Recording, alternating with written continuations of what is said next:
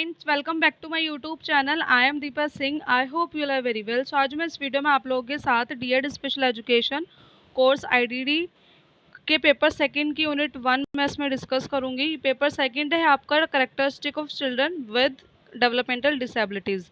इस पेपर में आप ओवरऑल पूरी डेवलपमेंटल डिसेबिलिटीज़ के बारे में डिटेल में जानोगे। और यूनिट 1 है हमारे कंसेप्ट ऑफ डेवलपमेंट डिसेबिलिटीज़। इस यूनिट के मैं ये थोड़ी लेंथी यूनिट है आपकी, तो इसमें मैं 2 ही पॉइंट कवर करूँगी, ठीक है। और बाकी 3 पॉइंट्स मैं आपके नेक्स्ट वाली वीडियो में कवर करूँगी। इस यूनिट की वीडियो मैं 2 पार्ट्स में बनाऊँगी, ओके। और प्लीज़ ये वीडियो आपके लिए काफ़ी हेल्पफुल होने वाली है, इसको एंड तक ज़रूर देखना। और वीडियो पसंद आए तो लाइक ज़रूर करना और अपने दोस्तों तक शेयर कीजिए और चैनल को सब्सक्राइब कीजिए। आप लोग सब्सक्राइब नहीं करते हो, प्लीज़ सब्सक्राइब कर दिया करो, ठीक है। अब स्टार्ट करते हैं हमारा unit 1 concept of developmental disabilities. 1.1 है हमारा definition of developmental disabilities, developmental disorder, neuro developmental disorder और डेवलपमेंटल डिले। इनमें क्या पढ़ना है कि डेवलपमेंटल डिसेबिलिटीज़ कौन सी है, उसके बारे में आपको डेफिनेशन पढ़नी है, उसका मीनिंग पढ़ना है कि क्या होती है, कितने टाइप्स होते हैं। प्लस आपकी नेक्स्ट में आएगी डेवलपमेंटल डिसऑर्डर्स क्या होते हैं। काफ़ी सारे ऐसे डेवलपमेंटल डिसऑर्डर्स हैं जो आप अभी इसमें पढ़ोगे, ओके। न्यूरो डेवलपमेंटल डिसऑर्डर के बारे में आपको इसमें डिटेल में मैं बताऊंगी बट काफ़ी इजी तरीके में और शॉर्ट तरीके में, जो आपको चीज़ें समझ में आ जाए, ठीक है। नेक्स्ट आपको जो लास्ट पॉइंट है वो डेवलपमेंटल डिले का है, ठीक है। ओके, स्टार्ट करते हैं। और मेरे चैनल पे आपको नोट्स हिंदी इंग्लिश दोनों ही लैंग्वेज में मिलेंगे, तो कोई ऐसी नहीं है कि आपको सिर्फ एक ही लैंग्वेज में नोट्स मिले। आपको नोट्स हो या फाइल हो, सभी आपको हिंदी इंग्लिश दोनों ही लैंग्वेज में मिलेगी, ओके। फर्स्ट आपका आता है डेवलपमेंटल डिसेबिलिटी। कि developmental disability is the broad term use to describe a range of condition that affect physical और मेंटल फंक्शनिंग। कि डेवलपमेंटल डिसेबिलिटी क्या है, एक ब्रॉड टर्म है जो फिजिकल कंडीशन और मेंटल फंक्शनिंग पर कोई चीज़ अफेक्ट करती है बच्चे के अंदर, उसके लिए ये वर्ड हम यूज़ किया जाता है। उस बच्चे को हम उस कंडीशन में डाल सकते हैं कि हाँ, इस बच्चे में डेवलपमेंटल डिसेबिलिटी है, okay. For a condition to be considered a developmental disability, the manifestations or symptoms of the condition must be present in childhood year and expected to be the present for life। कि इसमें क्या है कि जो काफ़ी सारी conditions में ये होता है कि जो डेवलपमेंटल डिसेबिलिटी के सिम्टम्स हैं वो काफ़ी कंडीशन में बच्चे की अर्ली एज में ही पता चल जाता है और काफ़ी उसके आगे आने वाली एज में पता लगते हैं। अगर अर्ली एज में नहीं पता चलते हैं तो हो सकता है कि वो उसकी जैसी एज अगर बच्चे की बढ़ती जाती है तो उसमें वो सिम्टम्स आपके दिखने स्टार्ट हो जाते हैं। बट ज़्यादातर बच्चों की अर्ली एज में ही, जो क्रिटिकल एज होती है, उसमें बच्चे के जो सिम्टम्स है वो आपके देखने स्टार्ट हो जाते हैं, ठीक है। नेक्स्ट आपका आता है most development disabilities are present at birth and may be identify early in life, although some development condition may not be recognise until after 3 age. Condition that arise or are detected in adolescent or adult year are not considered developmental disabilities। developmental disability क्या है, या तो birth के time पर ही आपकी पता चल जाती है, ठीक है। और काफ़ी कंडीशन में होता है कि आपकी जो अर्ली एज होती है उसमें भी पता लग जाती है। और काफ़ी कंडीशन में ये भी होता है कि वो आपकी आफ्टर क्रिटिकल एज वो आपके जो सिम्टम्स है वो देखने को मिल सकते हैं, ठीक है। और वो जो सिम्टम्स है वो बच्चे की एडोलसेंट एज या फिर एडल्ट लाइफ को सबसे ज़्यादा अफेक्ट करती है, ओके। क्रिटिकल कंडीशन के अंदर आपको अगर बच्चे की डिसेबिलिटीज़ के सिम्टम्स पता चलते हैं तो आप लोग क्या करते हो, उसके इंटरवेंशन करते हो, जो उसकी हेल्थ केयर है या फिर जो भी उसकी डिसेबिलिटी केयर है उसको देखभाल करते हो, उसकी रोकथाम के लिए आप वो सारे उपाय करते हो। तो इसी तरीके से अगर आफ्टर क्रिटिकल एज अगर बच्चे की पता चलती है तो उस टाइम पर जो प्रिवेंशन होते हैं वो इतना वर्क नहीं करते और जो बच्चे की एडोलसेंट एज या फिर एडल्ट लाइफ को वो अफेक्ट करते हैं, ठीक है। नेक्स्ट है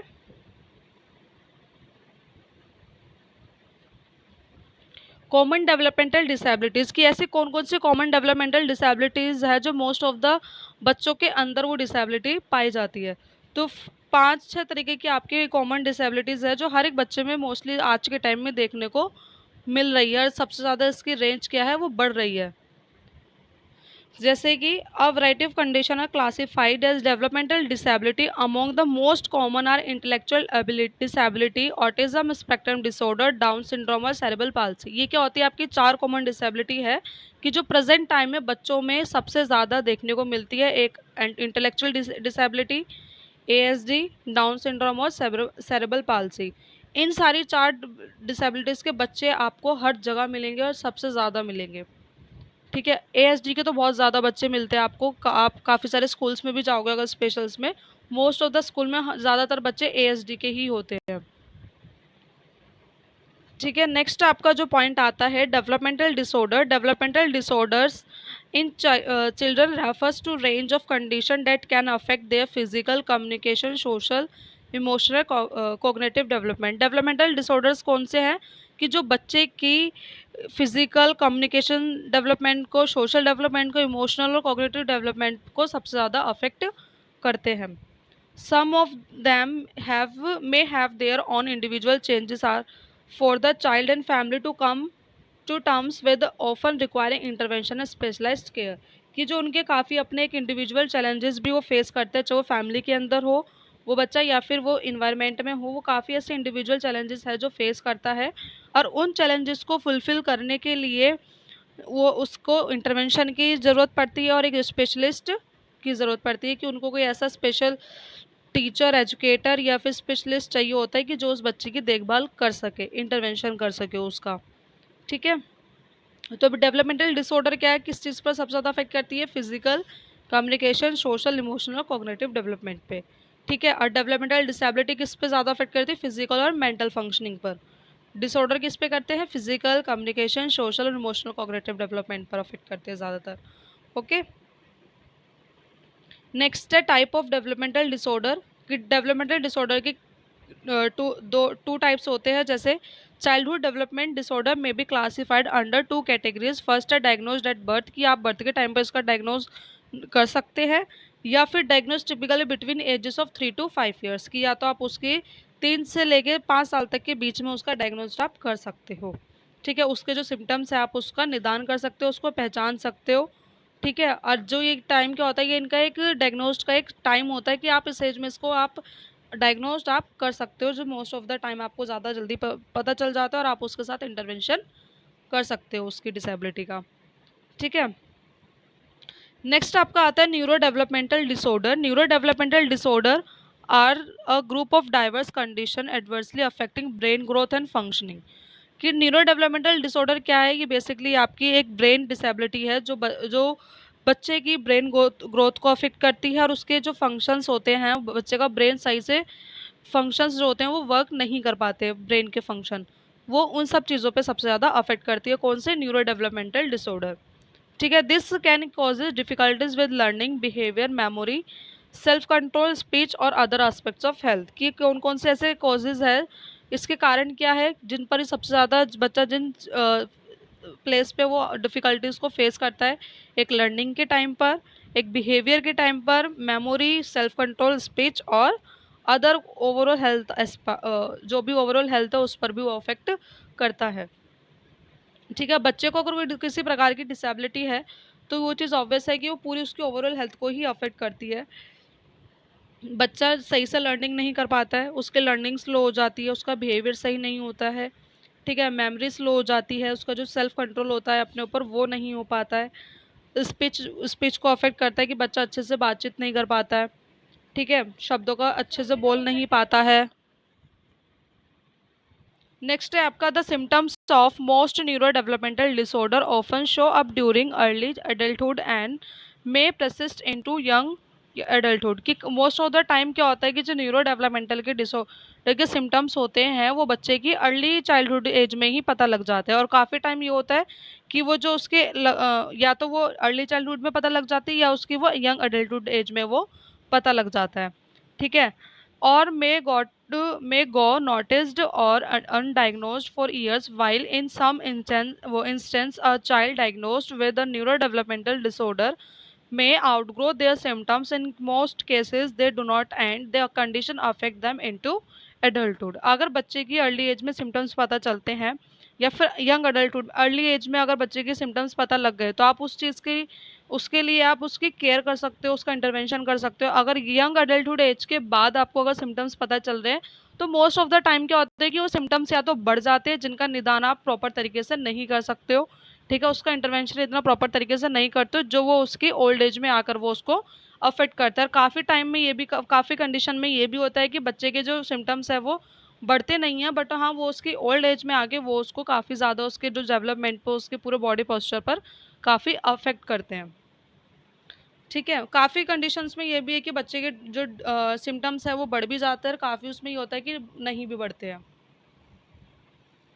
नेक्स्ट है types of neuro developmental disorder, की जो आपकी brain disorder, neuro developmental disorder है तो जो ऑब्वियस बच्चे की ओवरऑल ब्रेन को अफेक्ट करती है, ब्रेन के फंक्शंस को अफेक्ट करती है, जो प्रॉपर बच्चे का जो ब्रेन है वो वर्क नहीं कर पाता है। तो कौन कौन सी है? ADHD, जिसको attention deficit hyper activity disorder बोलते हैं। नेक्स्ट है ASD, autism spectrum disorder, cerebral palsy, communication disorder, conduct disorder, intellectual disabilities, learning disorder और न्यूरो डेवलपमेंटल मोटर डिसऑर्डर। ये क्या होती है? आपकी न्यूरो डेवलपमेंटल डिसऑर्डर होती है।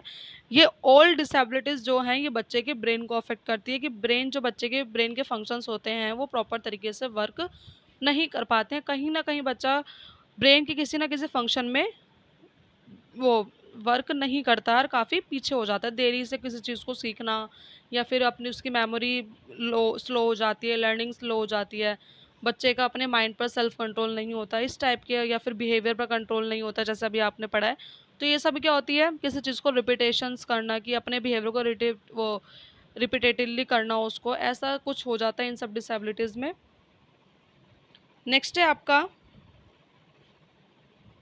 Developmental delay. डेवलपमेंटल डिले क्या होता है? कि देरी से विकास होना, कि बच्चे का जो उसकी एज के अकॉर्डिंग काफ़ी स्लो डेवलपमेंट हो रहा है, देरी से विकास हो रहा है, तो उसको हम क्या बोलते हैं? डेवलपमेंटल डिले बोलते हैं, ठीक है। और developmental delay is when your child is slow to reach one more developmental milestone compare to their peers, कि एक बच्चा है, ठीक है, जब बच्चे का विकास उसके पीयर के अकॉर्डिंग और उसकी एज के अकॉर्डिंग उसका स्लो है, तो उसमें और माइलस्टोन के अकॉर्डिंग, माइलस्टोन आपने पढ़े ना, डेवलपमेंटल माइलस्टोन 0 से लेकर 5 साल तक के जो माइलस्टोन है उनके अकॉर्डिंग बच्चा अपनी एज के अकॉर्डिंग डेवलपमेंट में स्लो है, तो वो किस में आता है? डेवलपमेंटल डिले में आता है, कि बच्चे का एज के अकॉर्डिंग देरी से विकास हो रहा है, ठीक है।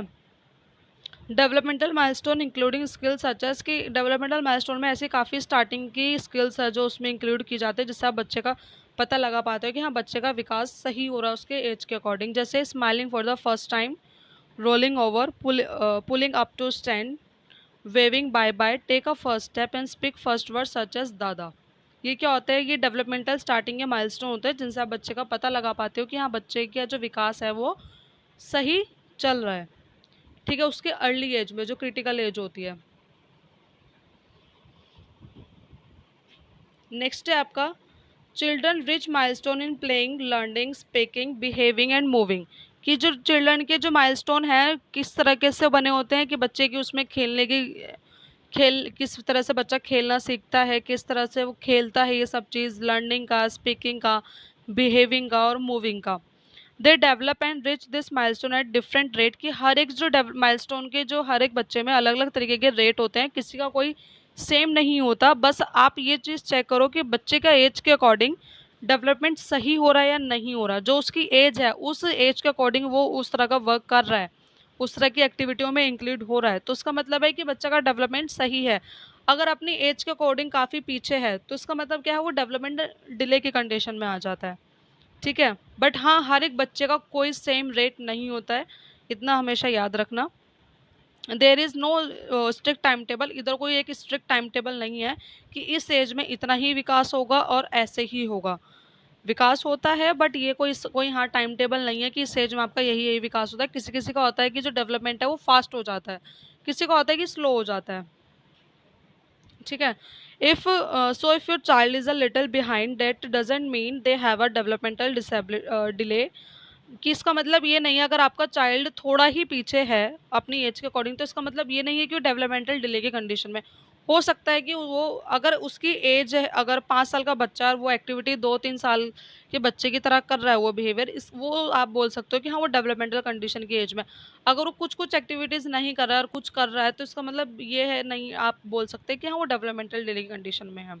अगर ज़्यादा पीछे है अपने एज के अकॉर्डिंग, तो आप उसको बोलोगे कि हाँ, बच्चा इसमें डेवलपमेंटल डिले है, कि बच्चे का जो विकास है वो देरी से हो रहा है। ठीक है। और developmental delay means your child is continually behind in developing skills expected by the certain age. कि जो बच्चे का डेवलपमेंटल डिले है, इसका मतलब ये कि बच्चे के जो कंटिन्यू अगर बच्चे के स्किल्स के अकॉर्डिंग और उसके सर्टेन एज के अकॉर्डिंग बच्चे का विकास स्लो है काफ़ी, जब आप उसको बोल सकते हो, वरना उसको आप नहीं बोल सकते हो कि हाँ, बच्चा डेवलपमेंटल कंडीशन में है। ठीक है। नेक्स्ट आपका आता है 1.2 early symptoms of developmental disabilities and risk factor.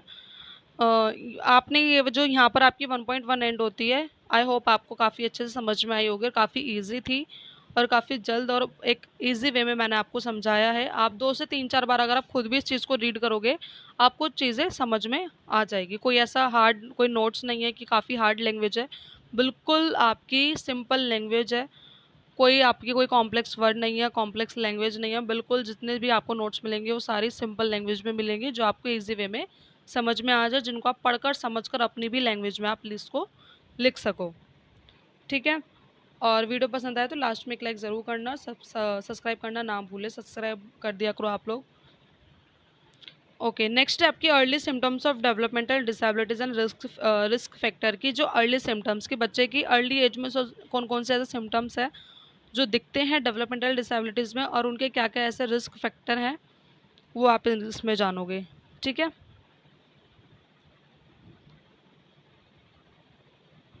Developmental disabilities encompass of range of a range of condition that affect physical, learning, language और behavioral development।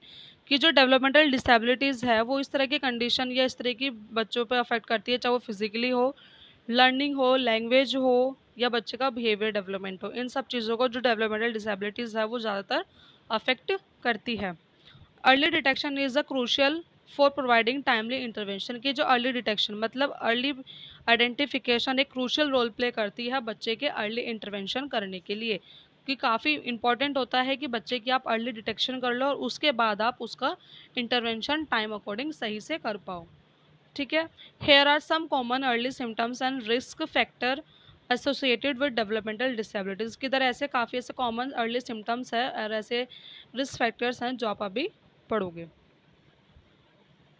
अर्ली सिम्टम्स कौन से हैं? पहला है आपका डिलेड माइलस्टोन। कि ऐसे कौन से डिलेड माइलस्टोन है कि जो बच्चे की आप डिले, कि हाँ, बच्चे का डेवलपमेंटल डिले आप पता लगा पाते हो। जैसे मोटर स्किल्स, अगर मोटर स्किल्स में बच्चा क्रॉलिंग में पीछे है, वॉकिंग नहीं कर पा रहा है अपनी एज के अकॉर्डिंग, फाइन मोटर स्किल्स का डेवलपमेंट नहीं हुआ है, ऑब्जेक्ट्स को पिक नहीं कर पाता है। ठीक है, ये क्या आती है आपकी मोटर स्किल्स में आती है कि डिलेज इन क्रॉलिंग, वॉकिंग और fine motor skills like picking up object. ठीक है। स्पीच एंड लैंग्वेज की स्पीच एंड लैंग्वेज में किस तरह से डिले, की अगर lack of babbling by the 12 month, कि अगर 12 महीने के अंदर बच्चा बैबलिंग नहीं कर रहा है तो वो किस में आएगा। और 16 मंथ के अंदर बच्चे के जो 16 महीने के अंदर अंदर बच्चा एक वर्ड बोलना स्टार्ट कर देता है। अगर बच्चा वो नहीं कर रहा है तो बच्चा स्पीच और लैंग्वेज डेवलपमेंट में जो है वो बच्चे का स्लो हो रहा है। और 24 मंथ में आकर बच्चा एक कंबाइंड वर्ड बनाकर एक सेंटेंस को बोलना स्टार्ट कर देता है। अगर बच्चा वो नहीं कर रहा है तो वो भी उस क्या है, वो डेवलपमेंटल डिसेबिलिटी के अंदर है। ठीक है, डिलेड माइलस्टोन जिसको हम बोलते हैं। नेक्स्ट है social interaction, difficulties making eye contact, not responding to their name, a lack of interest in social interaction.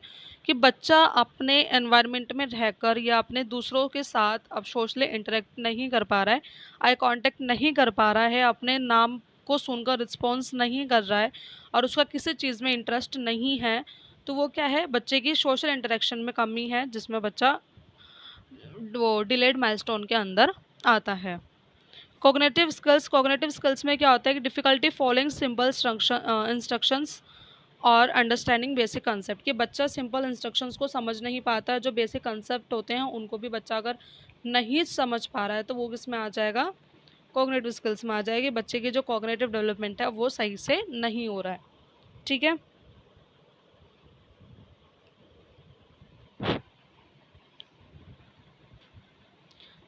Second point है आपका बिहेवियरल साइन, कि ऐसे कौन से बिहेवियरल साइन हैं जो आप अर्ली डिटेक्शन के टाइम पर आप पता लगा सकते हो। तो पहला है आपका रिपीटेटिव बिहेवियर, कि बच्चा हर एक बिहेवियर को अगर रिपीटेटिवली कर रहा है तो क्या होगा, वो बिहेवियरल साइन होंगे जिससे आप पता लगा सकते हो कि बच्चे में कुछ तो चीज़ है कि बच्चा इस चीज़ को रिपीटेटिवली कर रहा है। ठीक है। Engaging in repetitive action such as hand flapping and lining up toy, कि बच्चा क्या है कि अगर जो भी अपनी एक्टिविटीज़ कर रहा है या किसी भी चीज़ को सुनकर देखकर कोई एक्शन रिपीटेट कर रहा है तो किस में आ जाता है, रिपीटेटिव बिहेवियर में आ जाता है। हाइपर एक्टिविटी और इन अटेंशन, कि बच्चा काफ़ी ज़्यादा या तो हाइपर एक्टिव है या फिर किसी चीज़ को लेकर अटेंशन नहीं देता है, वो किस में आता है आपका, हाइपर इन अटेंशन में। एक्सेसिव मूवमेंट, डिफिकल्टीज फोकसिंग और inability to stay on task.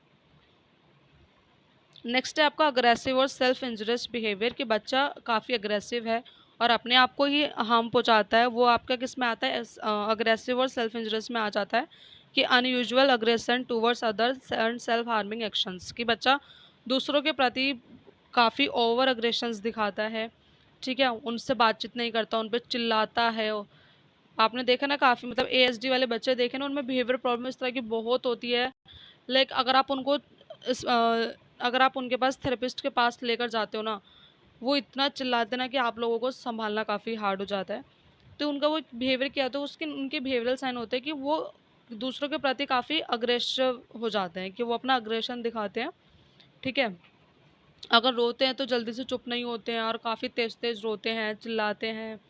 ये क्या होता है, उनके बिहेवियरल साइन होते हैं जिससे आप पता लगा पाते हो।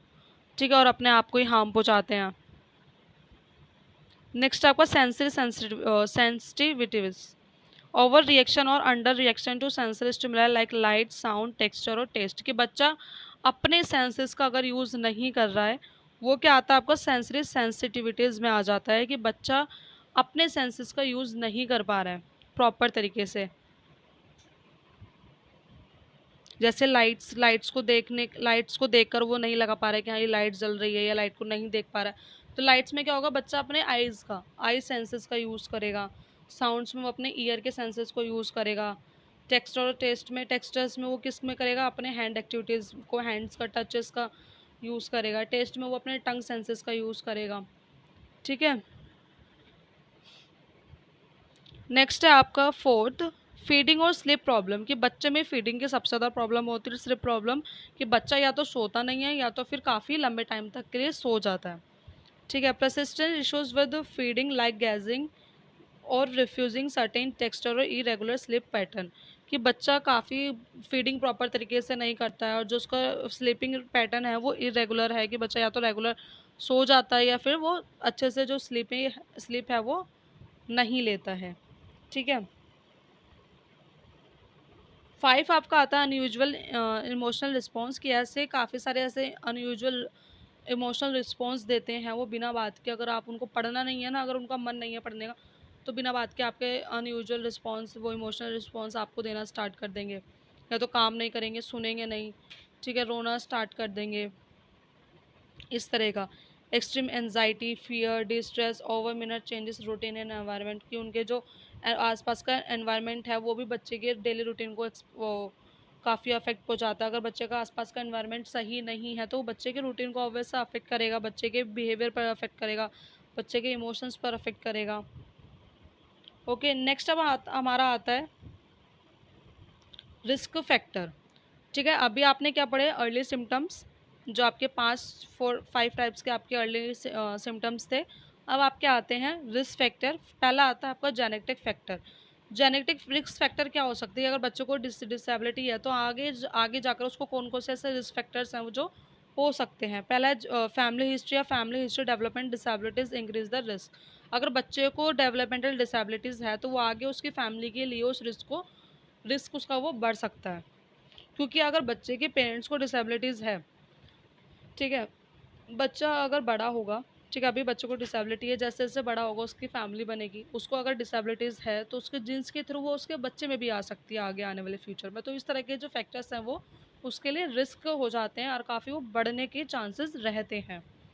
ठीक है, genetic disorder conditions like down syndrome हो सकता है, फेगरल एक्स सिंड्रोम हो सकता है या रेट सिंड्रोम हो सकते हैं। ये क्या होते हैं, आपके बिहेवियरल चीज़ें होती है जिसमें बच्चे के बिहेवियरल सारी डेवलपमेंटल डिसेबिलिटीज़ को अफेक्ट करती हैं। ठीक है, नेक्स्ट आपका आता है प्री नेटल और पेरीनेटल फैक्टर की जन्म से पहले और जन्म के टाइम के ऐसे कौन कौन से फैक्टर्स हैं जो बच्चे को अफेक्ट कर सकते हैं। मैटरनल हेल्थ की जो बच्चे की माँ होती है उसकी हेल्थ कैसी है, ये सबसे ज़्यादा मोस्ट इम्पॉर्टेंट रहती है कि बच्चे की माँ को न्यूट्रिशन प्रॉपर मिलना चाहिए। जैसे इसमें लिखा है पुअर मैटरनल न्यूट्रिशन, की हो सकता है कि बच्चे की माँ को न्यूट्रिशन नहीं मिला हो इतना अच्छे से, तो वो भी उसको अफेक्ट डालती है। इन्फेक्शंस, अगर यदि माँ को कोई इन्फेक्शन है प्रेगनेंसी के टाइम पर, तो वो भी बच्चे की डिसेबिलिटीज़ को बढ़ाने में काफ़ी चांसेस मतलब बढ़ा देते हैं। Exposures to toxins during pregnancy, ऐसे काफ़ी ऐसे अलग अलग टॉक्सिन्स है जिसको अगर ड्यूरिंग प्रेगनेंसी अगर जो माँ है इन सब टॉक्सिन्स को यूज़ कर रही है तो वो भी उसकी डिसेबिलिटीज़ के चांसेस को बढ़ा देते हैं। ठीक है, फिर आता है प्री मैच्योर बर्थ की, अगर बच्चे की प्री मैच्योर बर्थ के 9 मंथ से पहले अगर बच्चे की डिलीवरी हो रही है तो वो भी बच्चे को एक डिसेबिलिटी की जो रेट है वो उसको बढ़ा देती है कि हाँ डिसेबिलिटी होने के चांसेस हैं। ठीक है, babies born before 37 weeks have a higher risk of developmental delays, कि अगर बच्चा 37 वीक्स से पहले अगर बच्चे का जन्म हो जाता है तो वो किस में आ जाता है कि वो बच्चे के विकास में देरी के फैक्टर्स को काफ़ी बढ़ा देता है, कि बच्चे के जो रिस्क हो जाता है कि बच्चे का जो विकास है वो धीरे से स्टार्ट होता है। ऐसा नहीं है कि नहीं होता, पर होता है, पर धीरे धीरे होता है अगर बच्चा यदि 37 वीक्स से पहले हो जाता है। ठीक है, लो बर्थ वेट, कि बच्चे का जो वेट बर्थ के टाइम का जो वेट है अगर वो कम है तो वो भी बच्चे को उसका जो रिस्क है वो इंक्रीज कर पाते हैं। ओके, नेक्स्ट आपका आता है environmental factor, exposures to toxins lead exposure और other environmental toxins can contribute to developmental delays, कि अगर अपने कैसे काफ़ी सारे ऐसे मतलब मेडिसिन का यूज़ करना, अल्कोहलिक चीज़ों का यूज़ करना अगर माँ कर रही है ड्यूरिंग प्रेगनेंसी तो वो उसमें क्या करते हैं, डेवलपमेंटल डिलेज को के रिस्क जो है वो बढ़ा देते हैं। Inadequate stimulation, lack of early childhood interaction such as talking, reading, playing and delay development, कि बच्चे में काफ़ी ऐसे बच्चा रिस्पॉन्स नहीं करता है चीज़ों को लेकर, अर्ली चाइल्डहुड एज में इंटरेक्शन नहीं कर पा रहा है, किसी से बातचीत नहीं कर पा रहा है, रीडिंग नहीं कर पा रहा है, खेल नहीं पा रहा है, तो वो क्या होता है डिले डेवलपमेंट में आ सकता है। ठीक है, नेक्स्ट है socio economic factor, poverty, lack of access to health care and poor nutrition can contribute developmental issues, कि अगर ऐसा कोई ऐसे सोशो इकोनॉमिक फैक्टर हो जाते हैं फैमिली के कि या तो पॉवर्टी के कारण उसको प्रॉपर न्यूट्रिशन नहीं मिल पाता, हेल्थ केयर नहीं मिलती है। ठीक है, तो ये क्या बोलते हैं कि डेवलपमेंट के इश्यूज़ को बढ़ा देते हैं। ओके, नेक्स्ट है आपका 4 पेरेंटल फैक्टर, की ऐसे पेरेंटल फैक्टर भी हैं कि जो बच्चे की डिसेबिलिटीज़ को बढ़ाने के चांसेस रहते हैं काफ़ी ऐसी टाइम पर। जैसे एडवांस पेरेंटल एज, कि पेरेंटल एज ओल्डर मैटरनल और older parents age can increase the risk condition of autism spectrum disorder, कि अगर माता पिता की एज काफ़ी ज़्यादा है, ठीक है, मतलब प्रेगनेंसी का जो एक करेक्ट टाइम बताया गया है वो 30 बताया गया है। ठीक है, कि 30 से पहले पहले अगर बेबी हो जाता है तो वो आपका उसके चांसेस नहीं होते कि बच्चा डिसेबल हो। ठीक है, अगर आफ्टर द 30 अगर प्रेगनेंसी होती है और उस टाइम बच्चा बर्थ लेता है, अपना जन्म लेता है, उस टाइम पर क्या होता है कि माता पिता की एज अगर 30 से अबव है तो उस टाइम पर काफ़ी ज़्यादा ऐसे चांसेस हो जाते हैं कि बच्चे को डेवलपमेंटल डिसेबिलिटीज़ हो सकती है। ठीक है, जैसे कि जिसमें आपका एएसडी के चांसेस ज़्यादा रहते हैं, अगर माता पिता की एज ज़्यादा है तो बच्चों में ज़्यादातर क्या होता है कि एएसडी डिसेबिलिटी हो जाती है।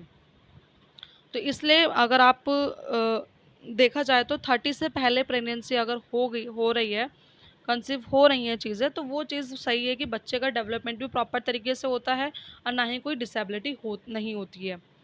ठीक है, काफ़ी चांसेस में अगर आफ्टर द एज हो रही है तो उस टाइम पे थोड़ा रिस्क जो है वो बढ़ जाता है कि हाँ हो सकता है कि एएसडी बच्चे को एएसडी हो सकती है। ज़्यादातर अगर आफ्टर द एज अगर बच्चा हो रहा है तो उसमें एएसडी के चांसेस ज़्यादा होते हैं।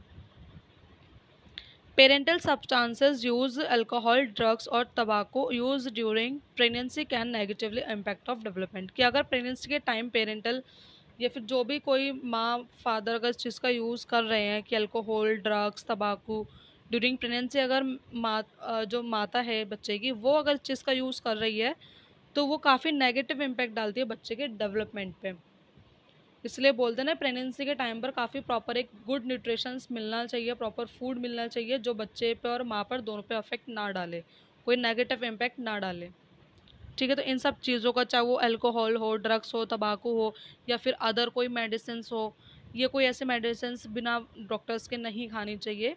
ये सब चीज़ क्या होती है, अगर आप बिना डॉक्टर के कोई भी मेडिसिन्स ले रहे हो प्रेगनेंसी के टाइम पे तो वो हो सकता है कि वो बच्चे के डेवलपमेंट पर नेगेटिव इफेक्ट डाले।